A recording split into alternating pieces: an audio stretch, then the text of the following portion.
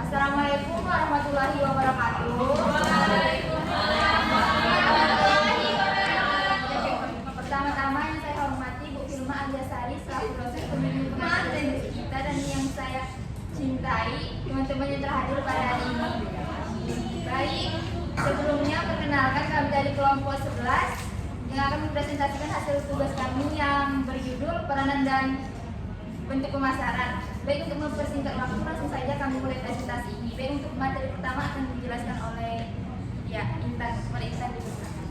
Baiklah, di sini saya akan menjelaskan tentang pengertian pemasaran dan cakupan kegiatannya. Pemasaran merupakan kegiatan yang dilakukan perusahaan untuk menjual barang ataupun jasa yang telah dihasilkan oleh perusahaan tersebut. Selain itu, penelitian mengenai perilaku konsumen, riset potensi pasar, kegiatan mengembangkan produk baru, dan kegiatan mendistribusikan serta mempromosikan barang yang dijual juga termasuk dalam kegiatan pemasaran. Oleh karena itu, dapat didefinisikan bahwa pemasaran adalah kegiatan merencanakan, menentukan harga, mempromosikan, dan mendistribusikan barang dan jasa yang memuaskan kebutuhan, baik kepada pembeli yang ada maupun pembeli potensial. Bauran pemasaran atau marketing mix merupakan istilah yang sudah tidak asing dalam kegiatan pemasaran. Perubahan harus mampu membuat perencanaan bauran pemasaran yang memaksimalkan penjualan dan keuntungan. Perusahaan harus mampu memanipulasi 4P, di mana produk tersedia pada waktu yang tepat, tempat yang tepat, promosi, dan saluran distribusi yang tepat. Untuk bidang jasa, keempat unsur dari bauran pemasaran masih ditambah dengan 3 unsur lainnya, yaitu yang pertama ada people, yaitu orang yang menawarkan jasa. Yang kedua ada physical, adalah faktor-faktor fisik pendukung jasa. Dan yang ketiga, proses, adalah proses penyampaian jasa. Selanjutnya, materi kedua yaitu sumbangan pemasaran kepada masyarakat dan perekonomian. Ada beberapa sumbangan pemasaran kepada masyarakat dan perekonomian. Yang pertama, sumbangan pemasaran kepada masyarakat. Pemasaran dapat menimbulkan kepuasan atau utilitas kepada masyarakat. Utilitas yang dirasakan masyarakat lebih tinggi dibandingkan jika masyarakat memegang uang. Makin banyak barang yang dibeli, makin banyak pula utilitas atau kepuasan yang dirasakan. Pemindahan barang dan jasa dari produsen ke konsumen yang dilakukan melalui kegiatan pemasaran menimbulkan beberapa jenis utilitas yang akan meningkatkan kebaikan pada pemasaran. Kegiatan pemasaran juga akan mewujudkan tambahan utilitas. Yang pertama ada utilitas waktu, yaitu tambahan kepuasan konsumen karena dapat membeli barang pada waktu yang tepat. Yang kedua, utilitas tempat, yaitu tambahan kepuasan konsumen karena dapat memperoleh barang pada tempat yang dekat dengannya. Dan yang ketiga, utilitas kepemilikan, yaitu tambahan kepuasan konsumen karena dapat memperoleh barang yang diinginkan. Dan yang kedua, ada sumbangan pemasaran kepada perekonomian. Manfaat dari sumbangan pemasaran kepada perekonomian ini, yang pertama, meningkatkan efisiensi penggunaan faktor-faktor produksi. Yang kedua, meningkatkan penjualan barang dan jasa yang diproduksi. Yang ketiga, meningkatkan kegiatan ekonomi dan mempercepat pertumbuhan. Dan yang keempat, memacu perkembangan teknologi dan barang baru. Promosi merupakan salah satu kegiatan penting dalam pemasaran.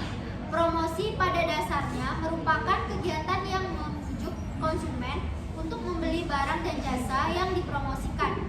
Dengan promosi, setiap perusahaan mengharapkan penjualan dapat ditingkatkan dan kenaikan penjualan ini secara langsung mempengaruhi pendapatan dan keuntungan.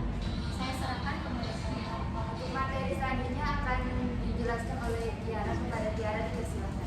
Bentar, itu yang di belakang bisa diam kan? Fajar, Persoalan mesinnya.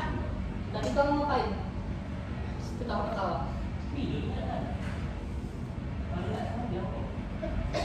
Lain kali tangga itu di depan. Oke. Untuk materi selanjutnya akan dijelaskan oleh Tiara. Kepada Tiara dipersilakan. Terima kasih kepada moderator dan teman strategi pengembangan barang. Kegiatan memproduksi barang yang dapat dibanggakan kualitasnya merupakan tugas dan tanggung jawab dari bagian produksi dalam suatu perusahaan. Akan tetapi, memproduksi barang bermutu saja belum dapat menjamin kesuksesan penjualan barang tersebut. Pihak pembeli ataupun konsumen perlu diberikan suatu keyakinan mengenai kualitas dari barang yang diproduksi oleh perusahaan, dan ini merupakan tugas dari bagian pemasaran. Menciptakan kesan dan keyakinan bahwa barang yang diproduksi memang merupakan barang yang bermutu dan sesuai dengan kebutuhan konsumen merupakan salah satu tugas bagian pemasaran dalam suatu perusahaan. Agar tugas tersebut dapat direalisasikan, perusahaan disarankan menjalankan strategi mengembangkan barang dan strategi pemasaran lainnya. Yang pertama adalah jenis barang dari sudut pandang pemasaran. Yang kedua, strategi membentuk penampilan barang. Yang ketiga, peranan pengemasan. Dan keempat, kebutuhan pengembangan barang baru. Lalu ada jenis barang dari sudut pandang pemasaran. Yang pertama adalah barang konsumsi dan barang industri, yaitu dibedakan dari ketahanan barang, kemudahan cara memperoleh dan membuat penggolongan berdasarkan sektor yang menghasilkan. Kedua, produk lain dan bauran produk, yaitu barang-barang yang memiliki ciri fisik yang hampir sama dan disalurkan ke pasar yang sama pula. Ketiga adalah barang serupa, yaitu perusahaan yang sama bisa menghasilkan berbagai barang sejenis yang berbeda harga dan penampilannya. Lalu ada strategi membentuk penampilan barang, yaitu penampilan barang merupakan daya tarik penting bagi konsumen. Pertama adalah value, package, dan daya tarik barang. Bukan saja benda fisik, akan tetapi juga meliputi atribut atau faktor lain. Kedua, peranan merek barang. Apabila sudah terkenal mereknya, maka akan mudah memasarkan. Peranan pengemasan adalah pengemasan yang menarik akan mendorong konsumen untuk mengamati barang yang terkandung di dalamnya. Karena wadah yang membungkus suatu barang akan dapat membedakan satu barang dengan barang lainnya. Lalu ada kebutuhan pengembangan barang baru. Yang pertama, jenis industri dan kebutuhan mengembangkan barang baru dan proses pengembangan barang baru. Materi keempat adalah strategi penetapan harga. Penetapan harga barang pada suatu perusahaan akan mempengaruhi permintaan dan penjualan. Oleh karena itu, keputusan menetapkan harga barang bukanlah merupakan persoalan yang mudah, karena ada beberapa faktor-faktor yang mempengaruhi kebijakan penetapan harga. Pertama, merealisasikan keuntungan untuk perusahaan. Kedua, volume penjualan. Tiga, persaingan. Empat, pandangan masyarakat terhadap suatu barang. Dan kelima, kedudukan perusahaan dalam pasar. Ada beberapa cara menetapkan harga, yaitu 1. Penetapan harga yang kompetitif. 2. Penetapan harga berdasarkan terobosan. 3. Menetapkan harga berdasarkan permintaan. 4. Kepemimpinan harga. 5. Menjual barang yang berkualitas dengan harga rendah. 6. Kebijakan harga tinggi jangka pendek. Materi kelima adalah strategi pendistribusian barang.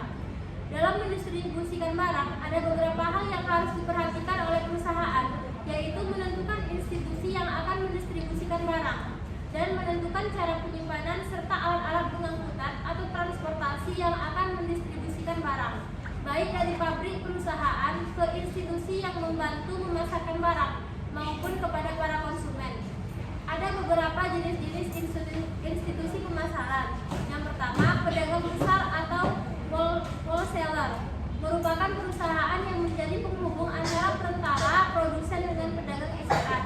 Lalu ada pedagang eceran, merupakan pedagang yang menjual barang yang diproduksi oleh pihak lain dan kemudian menjualnya kepada para konsumen. Dan ketiga adalah agen pemasaran, biasanya digolongkan sebagai pedagang besar. Saluran distribusi yang digunakan adalah: pertama, saluran langsung produsen ke konsumen. Kedua, saluran produsen, pengecer, konsumen. Saluran produsen ke pedagang besar, lalu ke pengecer dan konsumen. Dan terakhir adalah saluran produser, lalu ke agen penjual, dan konsumen atau produsen, lalu ke agen penjualan, pengecer, barulah kepada konsumen. Sekian dari saya kembalikan kepada moderator. Baik, untuk materi selanjutnya akan dijelaskan oleh saya sendiri. Materi keenam adalah strategi mempromosikan barang. Seperti yang kita tahu, promosi sangatlah penting dalam perusahaan dikarenakan promosi sendiri merupakan suatu proses kegiatan memperkenalkan produk atau barang kepada konsumen agar konsumen menyukai produk tersebut dan membelinya. Adapun kegiatan untuk memperoleh barang. Yang pertama, memberikan informasi tentang barang tersebut, misalnya apa khasiatnya, di mana membelinya. Yang kedua, membujuk konsumen untuk membeli barang, misalnya dengan memberikan diskon. Yang ketiga, mempengaruhi para konsumen. Ada beberapa cara untuk mempromosikan barang di pasar. Yang pertama, ada periklanan. Iklan sendiri berperan penting dalam promosi karena merupakan alat yang paling efektif dalam menjangkau sebanyak mungkin konsumen. Adapun 3 hal yang harus diperhatikan dalam periklanan, yaitu periklanan barang, merupakan periklanan yang hanya mempromosikan suatu barang yang dijual perusahaan yang biasanya dilakukan oleh produsen barang. Contohnya itu kayak jam tangan Rolex.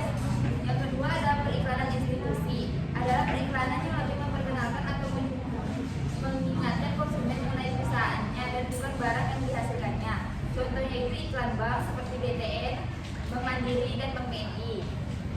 Adapun jenis media periklanan ada 2, yaitu periklanan dalam kawasan di luar bangunan, contohnya menggunakan papan periklanan dan melalui media cetak seperti surat kabar, majalah, telepon, dan melalui internet.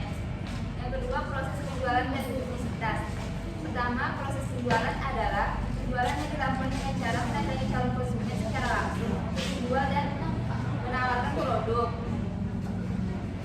Yang kedua, ada publisitas atau yang disebut dengan hubungan masyarakat, yang biasanya memperkenalkan produk secara cuma-cuma, dan yang melakukan publisitas ini bukanlah perusahaan, melainkan media cetak seperti surat kabar, majalah.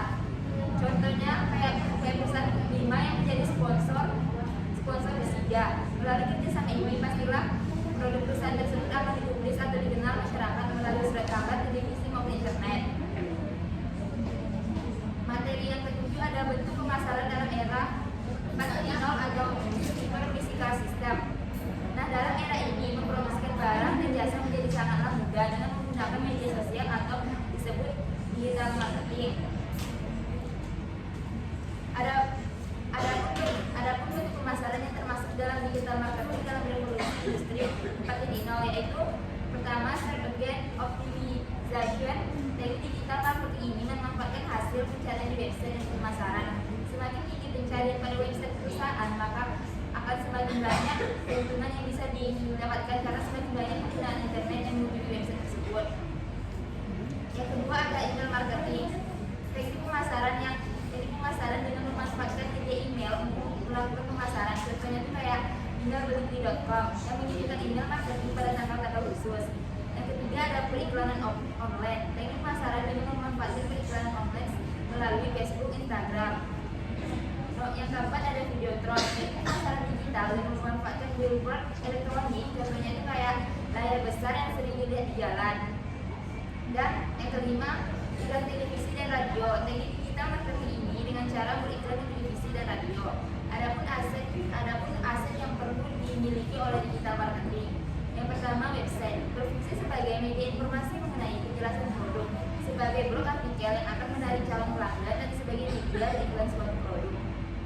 Yang kedua, ada akun media sosial berfungsi untuk memposting tentang produk atau jasa sekaligus untuk mempromosikan melalui Facebook, Instagram, Twitter, dan lain-lain. Yang ketiga, ada identitas brand atau logo. Sebuah brand atau identitas yang baik akan lebih mudah ditemukan konsumen. Bahkan bisa saja para konsumen yang mencari brand tersebut, seperti brand Starbucks, Silvertip, Gucci, dan lain-lain. Yang keempat, ada jejak online atau review. Ulasan dari pelanggan atau rating menjadi salah satu tanda bahwa baik tidaknya produk. Maka dalam profil usaha haruslah memiliki rating yang baik dari pelanggan. Contohnya, di aplikasi Shopee, sebelum membeli produk di Shopee, pastilah kita melihat reviewnya terlebih dahulu. Kalau reviewnya baik, kita akan membelinya. Kalau kurang baik, kita akan berpikir untuk membelinya. Itu tadi materi kami mengenai peranan dan bentuk pemasaran. Bagi teman-teman yang ingin mengajukan pertanyaan di persilahan.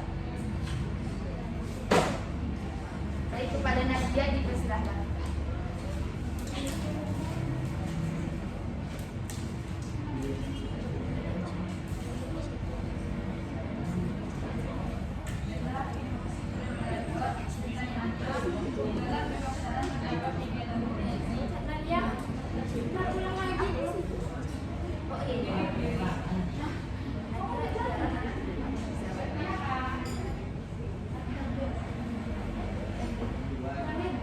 Video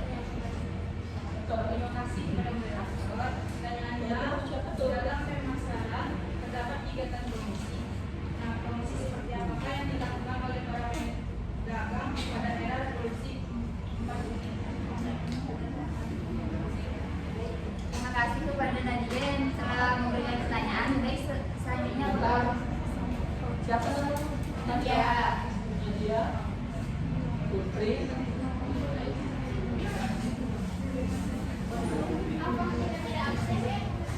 Pertanyaannya,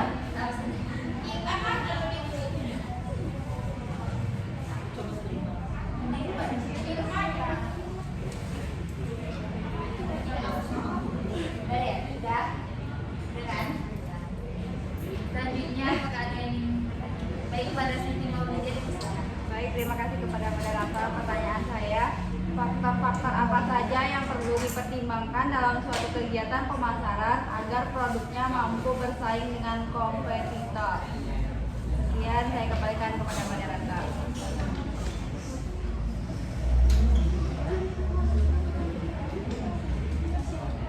Baik, selanjutnya bagi teman-teman yang ingin bertanya kepada Melisa dipersilakan. Baik, terima kasih kepada moderator. Pertanyaannya adalah kesalahan apa saja yang dilakukan oleh perusahaan dalam menentukan suatu penetapan harga pada usaha barang dan jasa berikan contoh.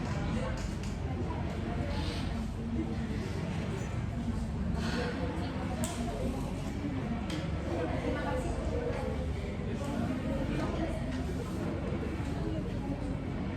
Baik, terima kasih kepada teman-teman yang telah bertanya. Pertanyaan yang pertama yaitu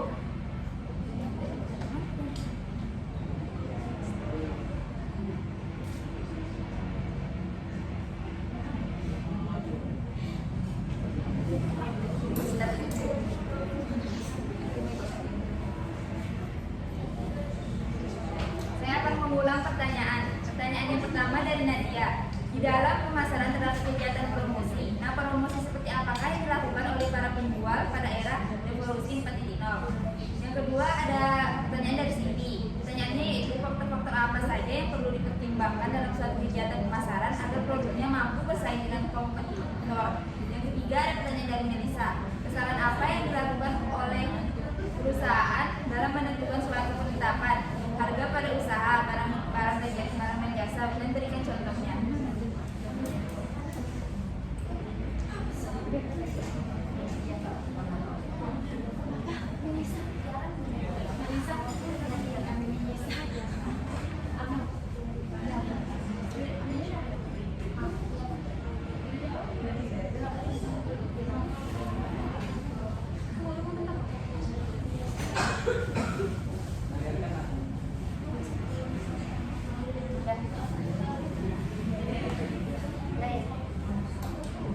Baik, untuk pertanyaan Nadia akan dijawab oleh Tiara kepada Tiara.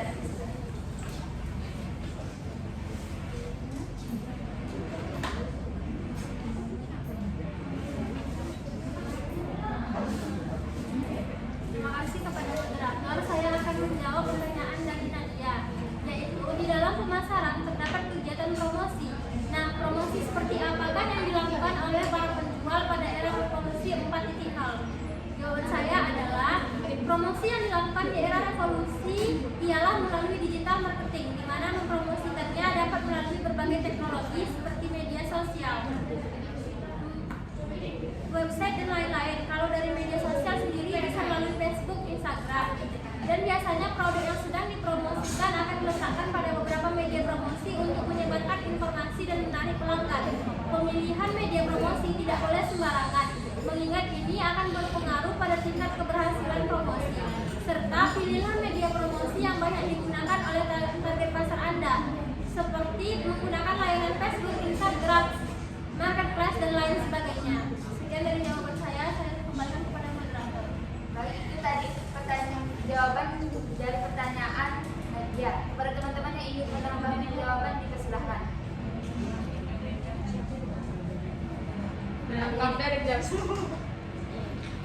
Jadi untuk pertanyaan Siti akan dijawab oleh Intan kepada Intan. Baiklah, saya akan mencoba menjawab pertanyaan dari sini. Yang pertanyaannya, faktor-faktor apa saja yang perlu dipertimbangkan dalam suatu kegiatan pemasaran agar produknya mampu bersaing dengan kompetitor?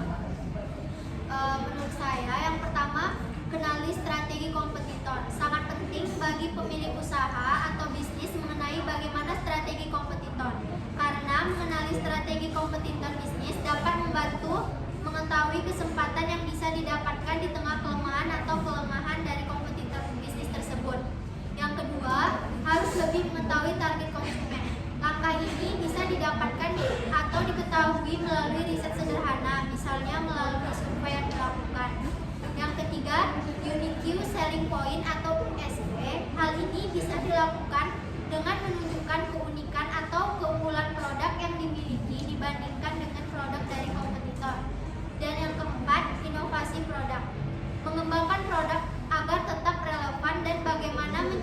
inovasi yang lebih menarik agar produk yang dijual dapat bersaing dengan kompetitor. Menurut saya, terima kasih. Kembalikan ke Bunda. Itu tadi jawaban dari tim penyanyi. Bagi teman-teman yang ingin mendapatkan jawaban, silakan. Baik, kepada Inur.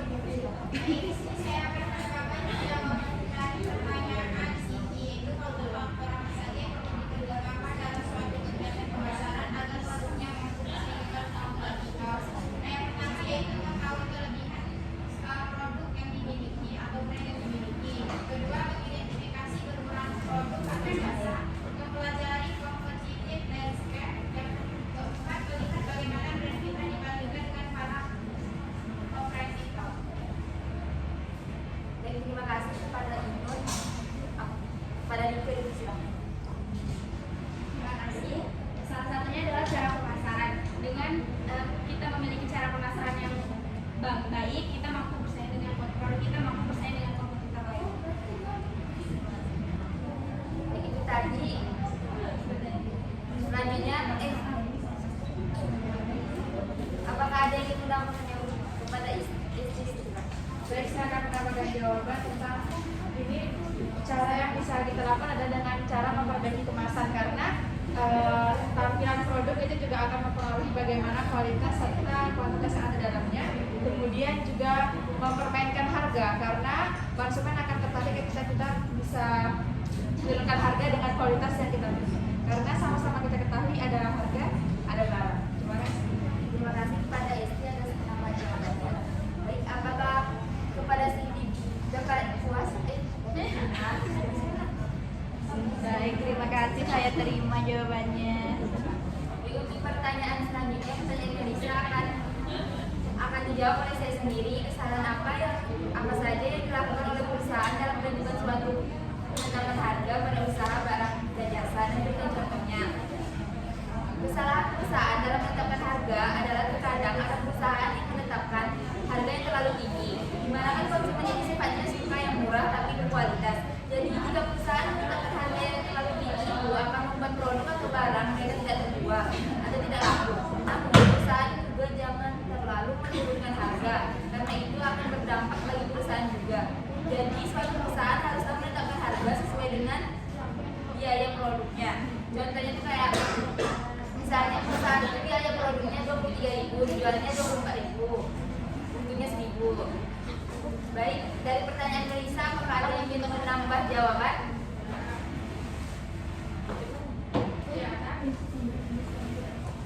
Karena tidak ada, kami akan baik, kepada Isnan dipersilakan. Baik, saya ingin menambahkan pertanyaan dari Melisa. Menjawab. Memasang margin keuntungan yang sama besar untuk setiap produk, mengabaikan biaya-biaya, memberikan diskon yang tidak masuk akal. Terima kasih kepada Rizna atas penambahan jawabannya. Baik, kepada Melisa, apakah jawabannya dapat diterima dan dimengerti? Apakah ada yang ingin menambah jawaban lagi? Baik, karena tidak ada, kami akan menutup presentasi ini.